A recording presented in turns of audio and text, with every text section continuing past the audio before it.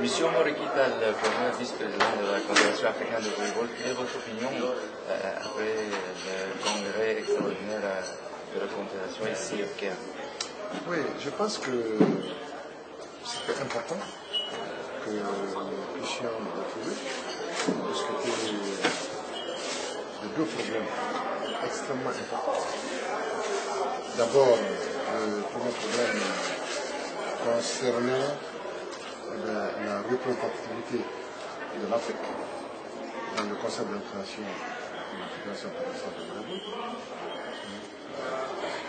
Donc, et là, nous apprécions hautement cette décision parce qu'il n'était pas normal que,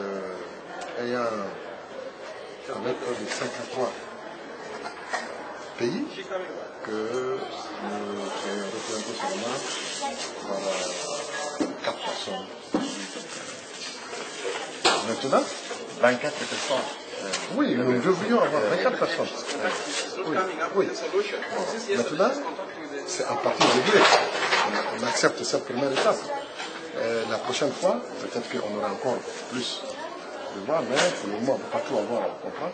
Mais c'était important qu'on puisse reconnaître l'importance de l'Afrique.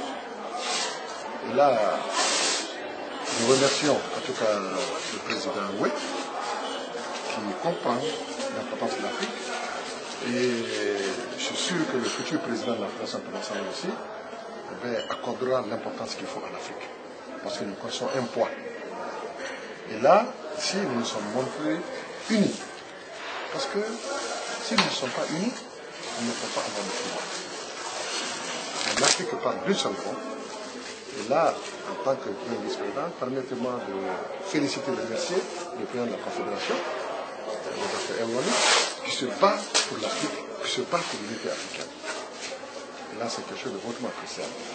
Bon, le second aspect du problème, c'était toujours au niveau quand même de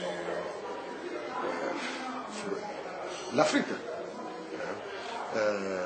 Là, nous avons décidé de voir pour qui l'Afrique doit porter sa voix dans le cadre de l'élection du nouveau président de la Confédération. Donc nous avons harmonisé notre point de vue pour voir où se trouve l'intérêt de l'Afrique. Avec quel candidat se trouve l'intérêt de l'Afrique. Et là, nous avons pris notre décision à ce niveau. Donc c'était les deux points importants.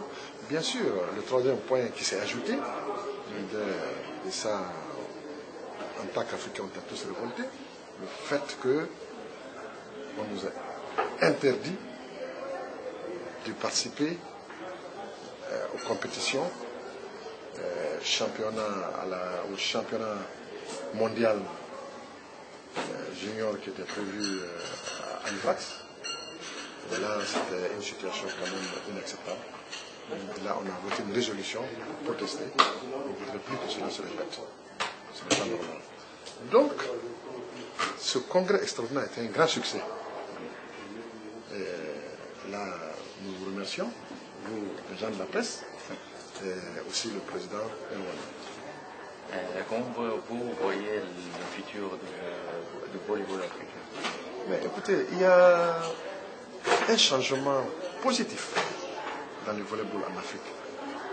Parce que si on compare il y a quelques années, il y avait moins d'incitation, moins de participation, moins d'enthousiasme. Mais aujourd'hui, vous constatez, il y a plus de compétition en Afrique, il y a plus d'enthousiasme. Les pays africains sont plus enclins. Si je prends mon cas, la Guinée, c'est la première fois, quand même, depuis quelques années. Spécialement au beach. Oui, que nous ayons quand même des équipes ici arrivées au championnat mondial de beach volleyball. Ça, c'est appréciable. Et ça, c'est grâce au combat, réellement au combat du président Elwani. qui a accordé, qui s'est battu pour qu'il y ait plus de place en faveur de l'Afrique dans la compétition mondiale. C'est ce qui a permis à mes équipes d'être là. Et c'est pour cette raison que je peux vous dire que le futur de l'Afrique est très promoteur. Très promoteur, et là, c'est très bien. Merci beaucoup, M. Henriqueta, la première vice-présidente.